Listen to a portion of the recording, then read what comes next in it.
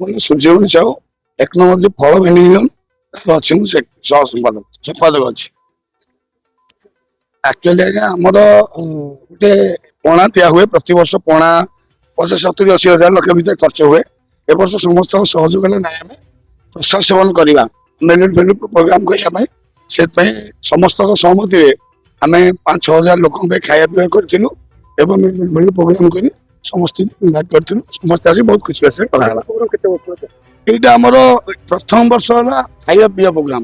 ଆଗରୁ ଆମର ଗଜଲକ୍ଷ୍ମୀ ପୂଜାକୁ ହୁଏ, ଏଇଟା ଅଲଗା ଦିନରେ ହୁଏ, କିନ୍ତୁ ଏଇ ହନୁମାନ ଜୟନ୍ତୀ ଦିନ ଏଇଟା ପ୍ରଥମ ବର୍ଷଠୁ ଷ୍ଟାର୍ଟ ହେଲା। ଆଜି ଆମେ ଲୋକ 6,000ରୁ 7,000 ଲୋକଙ୍କ ପାଇଁ ଆଇଟମ କରିଥିଲୁ। ଆଜି ଯେମିତି ଆମେ ଆର ବର୍ଷ ଦେଖିଛୁ, ବର୍ତ୍ତମାନ ଖାଇବା ତଥାପି ଅଣ୍ଟି ହେଲା ନାହିଁ। ଆର ବର୍ଷକୁ 10-12 ହଜାର ଲୋକଙ୍କ ପାଇଁ କରିବୁ ବୋଲି ଚିନ୍ତା କରିଛୁ।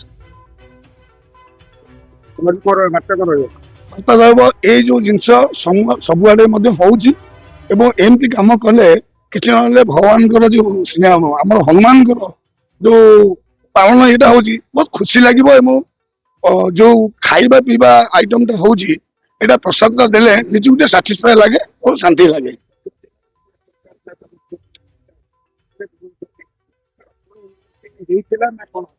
ଶୁଣନ୍ତୁ, ହାଟର ଉନ୍ନତି ତ ସବୁବେଳେ ହେଇଛି ହେଇନି ଏଇ ଭିତରେ ରହିଛି।